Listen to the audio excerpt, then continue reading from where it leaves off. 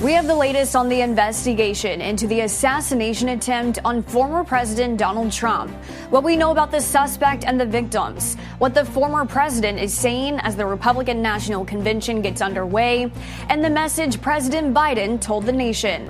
The Morning Rundown starts now. From the Straight Arrow News Studio, bringing the stories that matter to you from across the United States and around the world. This is the Morning Rundown. Today is Monday, July 15th. Thank you for joining us. I'm Kara Rucker. Just 2 days after surviving an assassination attempt, former President Donald Trump is in Milwaukee for the start of the Republican National Convention. In an interview with the New York Post aboard his private plane en route to the RNC on Sunday, Trump says he's supposed to be dead and thanked the Secret Service for taking down the shooter. We have more details on the suspect this morning and the suspicion surrounding security as the attention now turns to how this happened. Here's how it all unfolded Saturday evening. Take a look at what happened.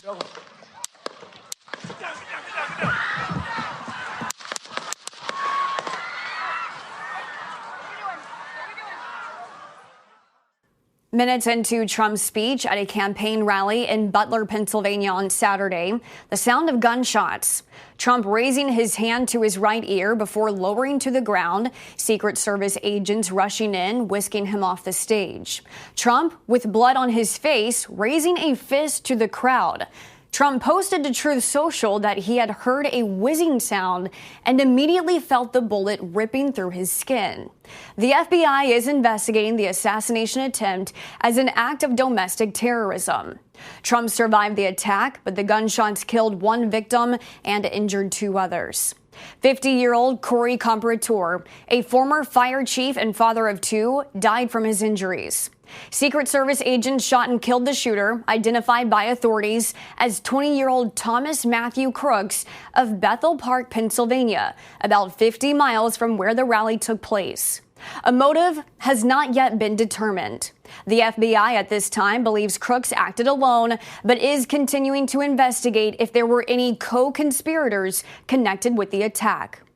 Trump arriving in Milwaukee on Sunday night as the Republican National Convention kicks off today, telling reporters he has rewritten his speech for Thursday to focus more on national unity.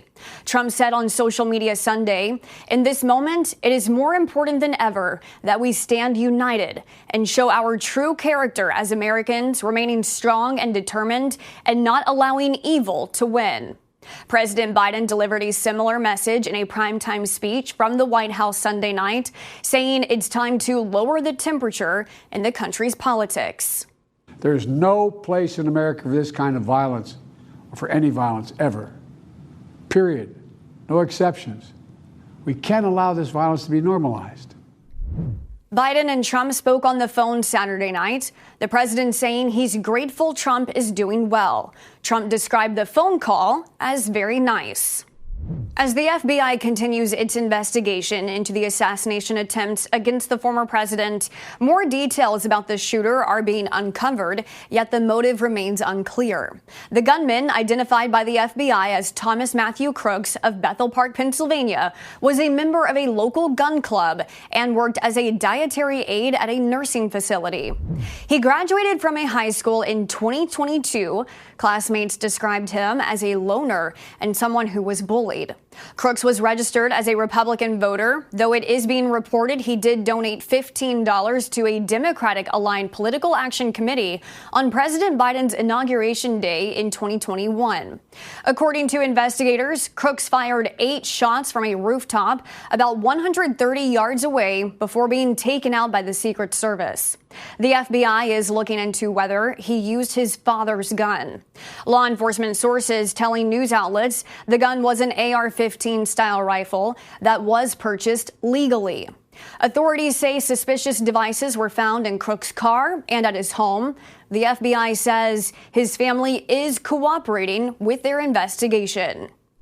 The man killed at former President Donald Trump's campaign rally is being remembered as a hero today.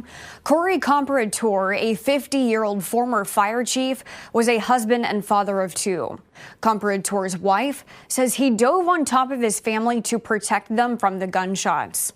Pennsylvania Governor Josh Shapiro describing Comparator as a girl dad who went to church every Sunday, loved his family and his community. Shapiro saying Corey was the best of us.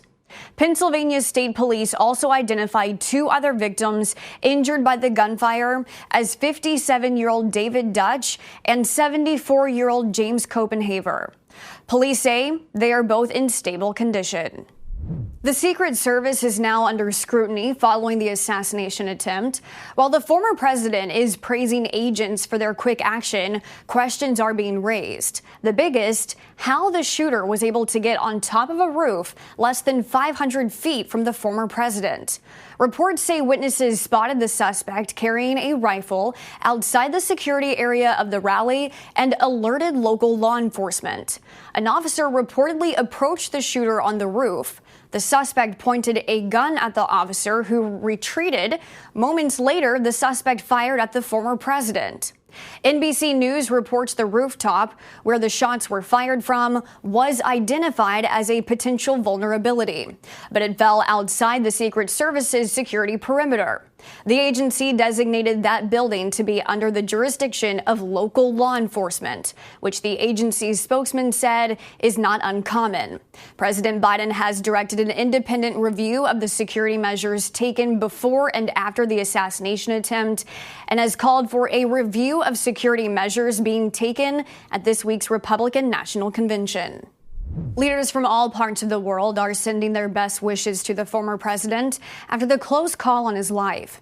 And in addition, Republican lawmakers are joined by Democrats, some that are even thought of as Trump's most staunch political rivals, all condemning the violence. Vice President Kamala Harris releasing a statement saying in part, "We are praying for him, his family, and all those who have been injured and impacted by this senseless shooting. Violence such as this has no place in our nation. We must all condemn this abhorrent act and do our part to ensure that it does not lead to more violence."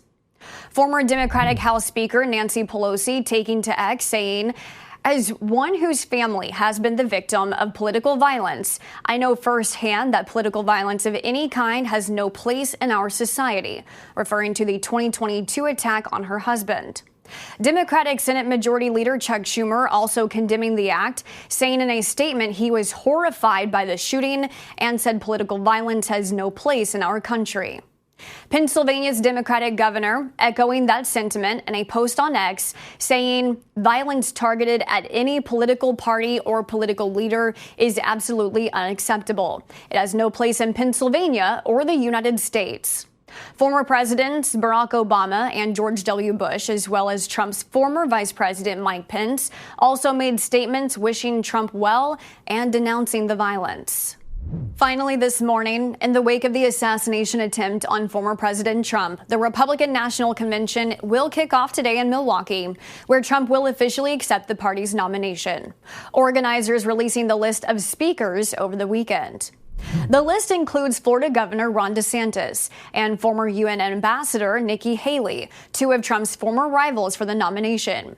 Top contenders to be Trump's running mate will also speak: Florida Senator Marco Rubio, Ohio Senator J.D. Vance, and North Dakota Governor Doug Burgum, as well as former Fox News host Tucker Carlson, model and rapper Amber Rose, and UFC CEO Dana White.